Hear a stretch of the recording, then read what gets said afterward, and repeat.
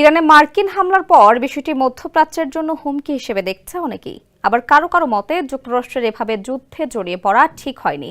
এতে সংঘাত তো কমবেই না, বরং আরো বাড়বে। ইরানে এমন হামলা উদ্বেগ বাড়িয়েছে মধ্যপ্রাচ্য জুড়ে। এবারে হামলায় উদ্বেগ প্রকাশ করেছে সৌদি আরব। দেশটির পররাষ্ট্র মন্ত্রণালয় জানিয়েছে, ইরানে পারমাণবিক স্থাপনাগুলোর উপর হামলার বিষয়টি তারা গভীরভাবে পর্যবেক্ষণ করছে। আল জাজিরার এক প্রতিবেদনে বিষয়টি জানানো হয়েছে। এক বিবৃতিতে বলা হয়েছে, ইরানের সাম্প্রতিক যে ঘটনা ঘটেছে, বিশেষ করে যুক্তরাষ্ট্রের হামলায় দেশটির পারমাণবিক স্থাপনাগুলো লক্ষ্যবস্তু হওয়া, তা সৌদির জন্য গভীর উদ্বেগের কারণ। সৌদি সরকার এই সংকট মোকাবেলায় সব পক্ষকে সংযম প্রদর্শনের আহ্বান জানিয়ে বলেছে, এই মুহূর্তে উত্তেজনা হ্রাস ও সংখ্যা এড়াতে রাজনৈতিক সমাধানের পথ খোঁজা জরুরি।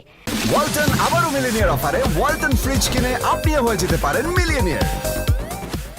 একই সঙ্গে আন্তর্জাতিক সম্প্রদায়কেও বিষয়টি দ্রুত শান্তিপূর্ণভাবে সমাধানের জন্য কার্যকর ভূমিকা রাখার আহ্বান জানানো হয়েছে।